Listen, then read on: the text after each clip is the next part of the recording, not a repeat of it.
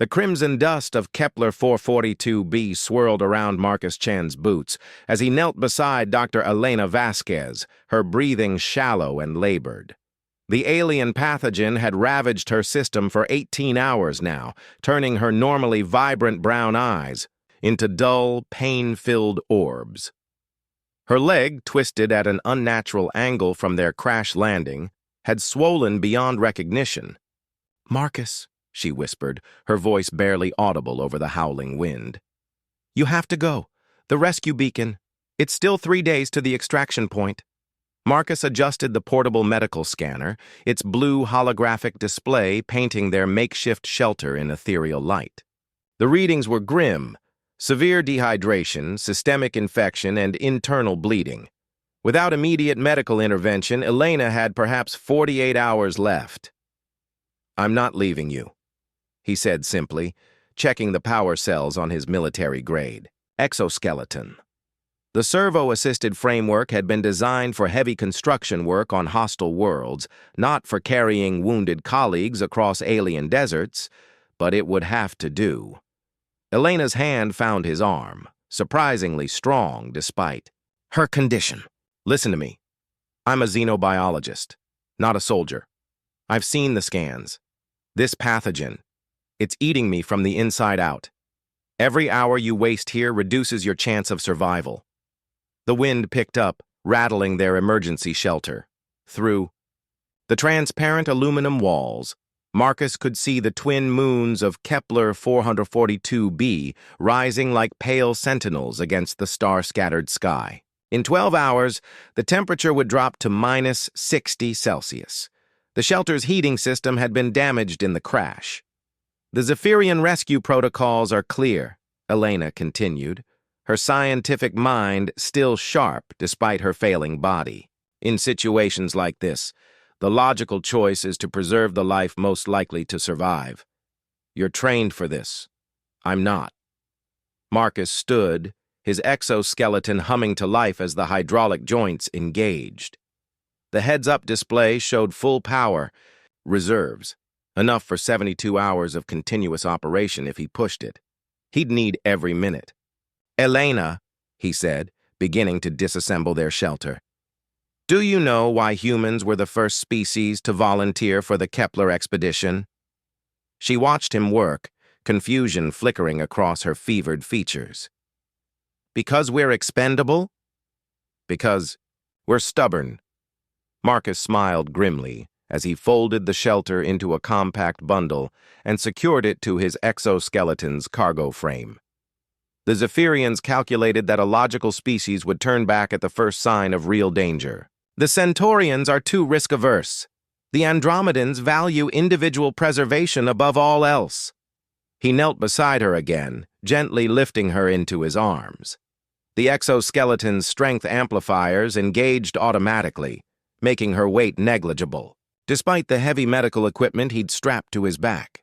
"But humans," Marcus continued, rising smoothly to his feet, "we have this annoying habit of ignoring logic when it conflicts with what we think is right." Elena's protests were weak now, more from duty than conviction. "The mathematical probability of us both surviving is 0.03%, Marcus finished. "I ran the calculations too, but math doesn't account for everything." He stepped out into the alien night, his exoskeleton's environmental systems immediately adjusting to the harsh conditions. The suit's AI began plotting the most efficient route to the extraction point, highlighting thermal vents where they could rest and underground water sources that might still be liquid. For the first 6 hours, Elena drifted in and out of consciousness, occasionally mumbling protests about resource allocation and survival mathematics. Marcus ignored her, focusing instead on maintaining a steady pace across the broken terrain. The exoskeleton's gyroscopic stabilizers kept them balanced even when navigating steep ravines and unstable rock formations. As the first alien dawn broke across the horizon, painting the sky in shades of amber and violet, Elena fell silent. Marcus checked her vitals on his suit's medical display. Still alive, but barely. The pathogen was winning. Why? She whispered during one of her lucid moments as they sheltered in a cave during the worst heat of the second day. Marcus was recalibrating his suit's power systems, redistributing energy from non-essential functions to extend their operational time. Why what? Why carry a dead woman across a desert? He looked at her, noting the way the alien sunlight filtering through the cave entrance highlighted the determination still flickering in her eyes despite everything. You're not dead yet.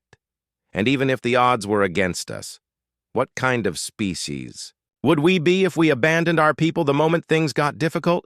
Elena managed a weak laugh. A logical one? Maybe. But the galaxy has plenty of logical species. What it needs are the unreasonable ones, the ones who'll carry their friends 3 days through hell because it's the right thing to do. The third day was the hardest. Elena's fever spiked, and she became delirious, sometimes pleading with him to leave her, other times singing half-remembered lullabies from her childhood in Barcelona. Marcus's exoskeleton was running on emergency power, and his own body was beginning to shut down from exhaustion despite the suit's stimulant injectors. But as the sun reached its zenith on that final day, Marcus crested a ridge and saw it. The sleek silver form of the rescue ship, exactly where it was supposed to be.